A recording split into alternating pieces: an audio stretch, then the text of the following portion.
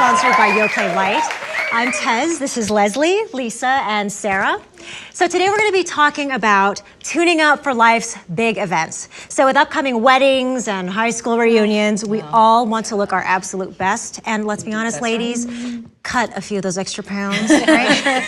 So to help us, give us some inspiring tips, I'm going to introduce our special guest. She is the first female winner of The Biggest Loser and the author of Believe It, Be It. Today we have Miss Allison Vincent. Come on out, Allie.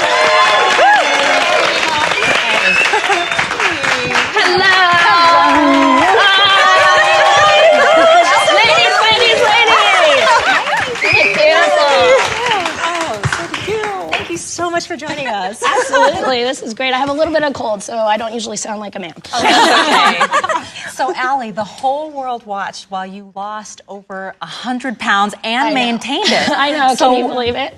That's amazing. So what was the defining moment in your life that has kept you motivated even to this day? You know, obviously I never anticipated being on a show in front of the world, you know, on such a large scale, figuratively and literally. But, you know, I just got to a point in my life where I was so tired of feeling bad about who I was and how I was showing up, and it just didn't feel right to me, and I wanted to change my life, and I was so trapped by this 112 pounds that was just kind of blocking me, and I didn't know how to get back from it. And so when I had the opportunity to go on the show, I was just like, oh gosh, you know, the price to pay is millions watch you do it, but it was a price that I just needed something, and I took the opportunity or the bulls by the horns. So Brian, do you feel like all the attention, I mean, being in front of millions of viewers, do you feel like that put extra pressure on you to maintain it after you were done? Like people were judging you in a way? That's a good point.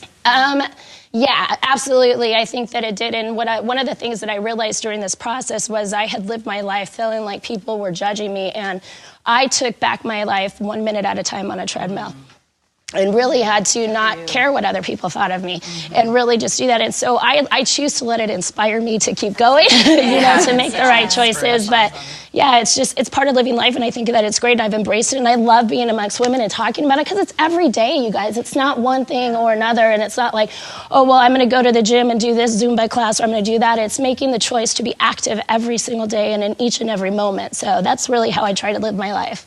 Constant struggle. Yeah, thank you. That's awesome. Very inspiring. In all areas of your life. Well, it showed up everywhere. It looked like my body, right? You know, here, the obvious is my body, 112 pounds, but I was heavy, ladies. When I walked into a room, I was heavy, and it had nothing to do with 112 pounds. I was defensive. I was ready. I was like, don't you judge me. You don't know me. And so I was ugly, if you will. Like, I just had this really heavy energy, and it was so unempowering.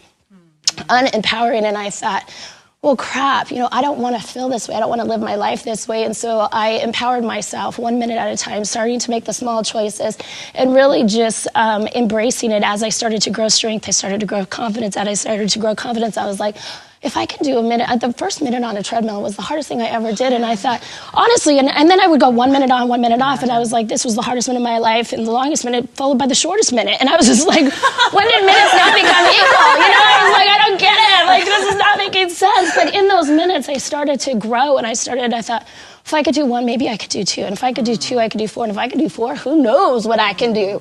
Only she knows, right? That's right.